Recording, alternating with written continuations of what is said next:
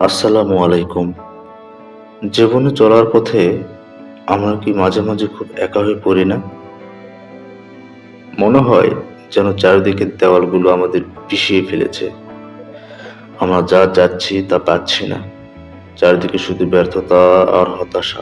কিন্তু আপনি কি জানেন, আপনার এই ভাঙা মনের খবর একজন রাখেন। তিনি হচ্ছেন স্বয়ং আল্লাহ।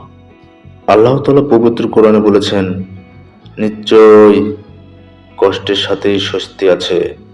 আমরা যখন কোনো বিপদে পড়ি তখন আমরা শুধু কষ্টটাই দেখি, কিন্তু আল্লাহ সেই কষ্টের আড়ালে আমাদের জন্য বড় কোনো পুরস্কার লুকিয়ে রেখেছেন।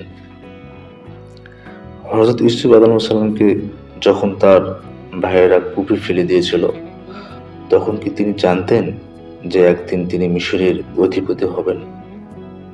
না, কিন্তু আল্লাহর পরিকল্পনা ছিল নিখুঁত। তাই আপনার আজকের কান্না যেন আপনার ঈমানকে দুর্বল না করে।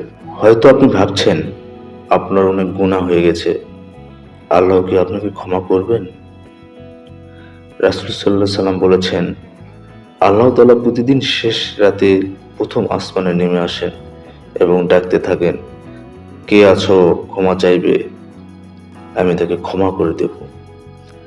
আল্লাহ আপনার পাপের চেয়ে অনেক বড় দয়ালু।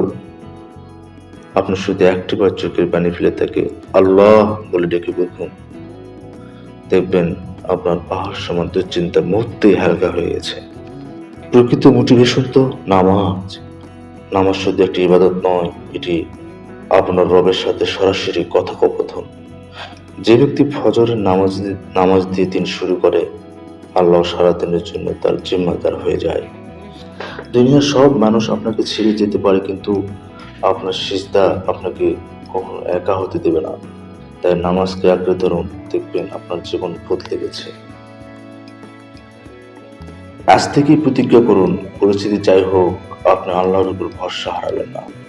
তিনি আপনার জন্য যা রেখেছেন তা কেউ কেড়ে নিতে পারবে না। ইনশাল্লাহ আপনার সুদিন আসবেই।